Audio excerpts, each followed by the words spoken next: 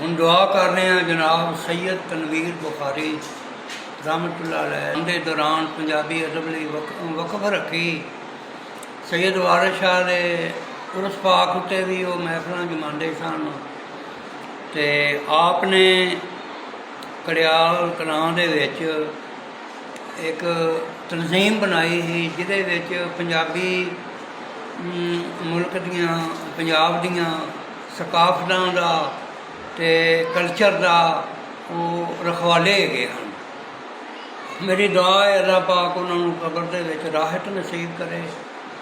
ਔਰ ਉਹਨਾਂ ਦੀ ਕਬਰ ਨੂਰੋ ਨੂਰ ਹੋਵੇ ਅਤੇ ਗੁੰਬਦ ਖਜ਼ਰਾ ਵੱਲੋਂ ਉਹਨਾਂ ਦੇ ਨਾਨੇ ਪਾਕ ਦੇ ਰੋਜ਼ੇ ਵੱਲੋਂ ਮੁਅੱਤਰ ਅਤੇ ਠੰਡੀਆਂ ਹਵਾਵਾਂ ਉਹਨਾਂ ਦੀ ਕਬਰ ਦੇ ਵਿੱਚ ਆਉਂਦੀਆਂ ਰਹਿਣ ਅਤੇ ਅੱਲਾਹ ਪਾਕ ਉਹਨਾਂ ਦੇ ਰੂਹ ਪਾਕ ਨੂੰ ਅਲੀਯੀਨ ਦੇ ਵਿੱਚ ਸਕੂਨ ਅਤਾ ਕਰੇ ਅਤੇ ਜਿਹੜਾ ਉਹਨਾਂ ਨੇ ਮਿਸ਼ਨ ਜਾਰੀ ਕੀਤਾ ਸੀ ਅੱਗੇ ਉਹਨਾਂ ਦੇ ਬੱਚੇ ਚਲਾਉਣਗੇ ਇੰਸ਼ਾ ਅੱਲਾਹ ਅਤੇ ਅੱਲਾਹ ਪਾਕ ਉਹਨਾਂ ਦੇ ਉੱਤੇ ਕਰਮ ਕਰੇ। ਆਮੀਨ ਸੁਮਾ ਆਮੀਨ।